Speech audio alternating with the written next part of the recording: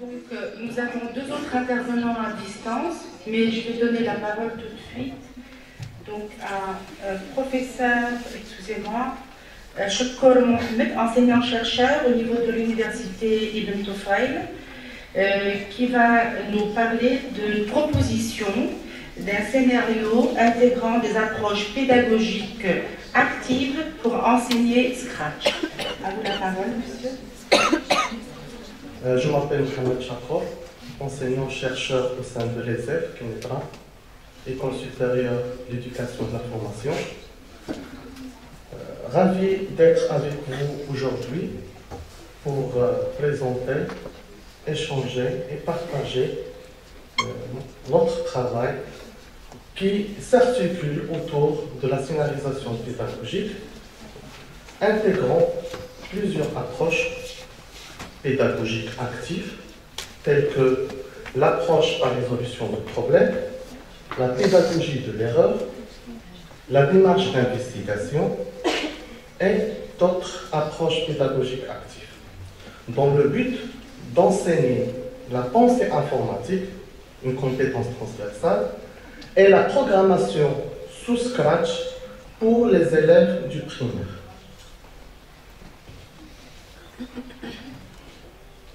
Vu l'importance des compétences numériques dans un monde de plus en plus connecté, l'apprentissage de la pensée informatique et la programmation prend une place remarquable, importante dans le secteur éducatif. En fait, plusieurs pédagogues soulignent l'importance de l'intégration de la programmation et la pensée informatique dans les curriculums dès le primaire. D'autres pédagogues essayent de répondre à ces deux questions éternelles. Que faut-il enseigner? Que peut-on apprendre? Pour répondre à ces deux questions, la situation devient de plus en plus complexe, surtout lorsqu'on parle des compétences transversales telles que la pensée informatique. Donc, la façon d'enseigner est évaluer la pensée informatique et la programmation mérite d'être étudiée d'une manière plus approfondie. L'objectif de ce travail est de proposer un scénario pédagogique intégrant plusieurs approches pédagogiques actives pour enseigner Scratch aux élèves du primaire.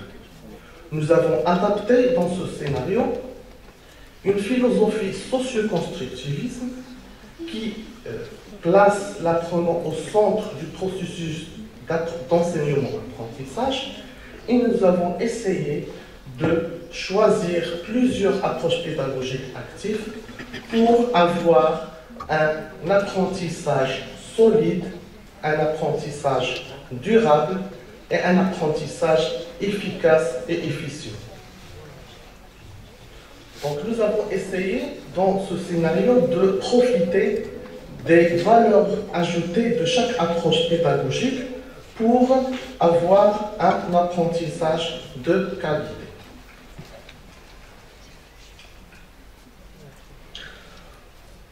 Donc, le langage de programmation Scratch est un langage facile à apprendre, un langage riche en matière de multimédia et un programme, ou bien un langage de programmation interactif. C'est une source de motivation extrinsèque pour les élèves. Scratch permet de développer des compétences numériques et permet aussi de développer la pensée informatique. Lorsqu'on parle de la pensée informatique, on parle d'une compétence transversale très pertinente à l'ère du numérique. Il implique plusieurs habilités. Je cite, à titre d'exemple, l'abstraction, l'algorithmique, l'automatisation, la capacité de résoudre des problèmes, de trouver des solutions à des problèmes, et bien sûr, l'analyse et la collecte des données.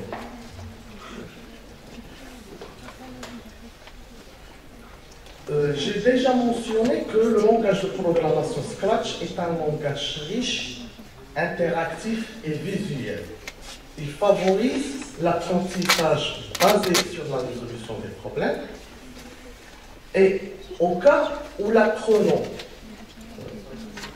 fait une erreur, l'environnement offert par le logiciel Scratch fournit un retour immédiat pour vérifier la logique utilisée et pour vérifier la pensée informatique utilisée pour résoudre un certain problème. Donc, le scénario qu'on va proposer dans ce travail est basé sur plusieurs approches pédagogiques actives, telles que l'approche par résolution de problèmes.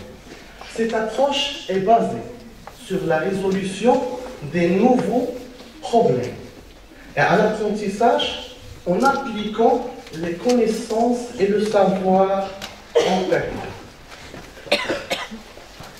Toutefois, dans le contexte éducatif, les compétences sont souvent traitées avec un aspect théorique. Or, la programmation est un processus de modélisation et de l'automatisation d'un processus de pensée abstraite à l'aide de dispositifs informatiques, dans le but de résoudre des problèmes de la vie concrète, de la vie courante, de la vie quotidienne. Donc, à côté de l'approche par résolution de problèmes, nous avons utilisé la pédagogie de l'erreur. La philosophie de cette pédagogie est de donner le droit aux apprenants de commettre des erreurs et d'essayer de trouver la nature de ces erreurs pour pouvoir remédier les problèmes cognitifs de ces apprenants. Nous avons aussi utilisé dans ce scénario pédagogique la démarche d'investigation. Cette démarche considère l'apprenant comme un chercheur capable de poser des problèmes, de formuler des hypothèses, d'essayer de résoudre les problèmes, soit par la recherche documentaire, soit par une expérience, simulation, etc. Et bien sûr, dans ce scénario, nous avons adopté l'apprentissage collaboratif basé sur l'échange et le partage dans un groupe. Passons maintenant à la pierre angulaire de ce travail. Ça veut dire le scénario que nous avons proposé qui intègre ces approches pédagogiques pour enseigner la pensée informatique et la programmation pour les élèves du primaire. Donc, dans ce scénario, l'enseignant joue le rôle d'un animateur, un facilitateur qui essaie de déclencher dans chaque séance, de déclencher un débat afin de trouver, bien de détecter un problème. Soit un problème, soit jeu à crier. Donc, notre petite communauté scientifique, ça veut dire la classe, essaye de, à partir de ce débat, de trouver un problème, essaye de comprendre d'une manière collaborative ce problème, faire une analyse de ce problème pour proposer des solutions concrètes qui peuvent être programmées à l'aide de logiciels de programmation Scratch. Donc, lorsque le programme est analysé, on passe à la programmation, ça veut dire à la partie pratique. Dans ce cas, dans cette situation, nous avons deux cas. Soit le problème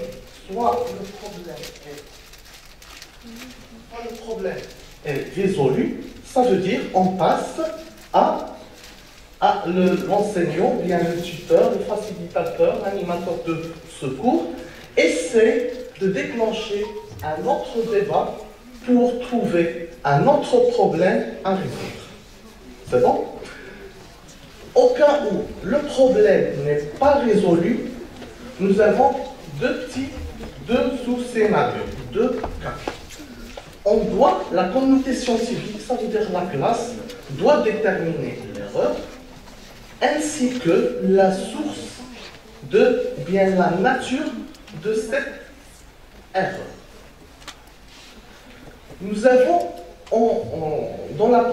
en programmation, on trouve fréquemment deux sources ou bien deux natures d'erreurs. Soit des erreurs d'ordre logique, ça veut dire il nécessite une compréhension plus appropriée au problème posé. Donc, si nous avons une erreur d'ordre logique, l'animateur, bien l'enseignant doit réorienter la communauté scientifique, les élèves, à revoir le problème et revoir les solutions proposées et ensuite ils doivent passer à la phase de programmation. Donc ils doivent revenir à la phase de la compréhension et l'analyse du problème. Au cas où nous avons une erreur de nature technique, ça veut dire nous avons ici un problème au niveau de l'utilisation des fonctionnalités de Scratch ou bien des concepts de la programmation et l'algorithmique. Dans ce cas, le tuteur doit orienter la classe à la phase du codage, ça veut dire de la création des programmes informatiques. C'est bon pour 2 minutes. Donc, nous avons essayé d'adapter la théorie socio-constructivisme dans l'élaboration de ce scénario pédagogique. Le scénario proposé favorise l'apprentissage collaboratif. Nous avons dit que l'animateur déclenche un débat et laisse la parole aux apprenants pour déterminer les problèmes ainsi que les solutions qui vont l'appliquer sous le logiciel langage de programmation Scratch. Les apprenants sont par défaut motivés parce qu'ils formulent leurs propres questions, leurs propres problèmes et essaient de vérifier leur pensée informatique et leur code, leur programme qu'ils ont créé. Donc la correction des erreurs est une opportunité pour acquérir des nouvelles compétences en matière de la pensée informatique. Et Scratch, nous avons dit qu'il donne au cas où nous avons des erreurs, il donne un retour immédiat de résultats de cette démarche. L'échange et le partage avec les pairs est un facteur clé dans le modèle socio-constructif. Dans la conclusion, j'insiste sur le fait que partout dans le monde, et le Maroc n'est pas une exception, l'approche par objectif domine le secteur éducatif. Les objectifs sont présentés sous forme de comportement, ce qui engendre des similitudes entre l'approche par objectif et la théorie d'apprentissage behavioriste.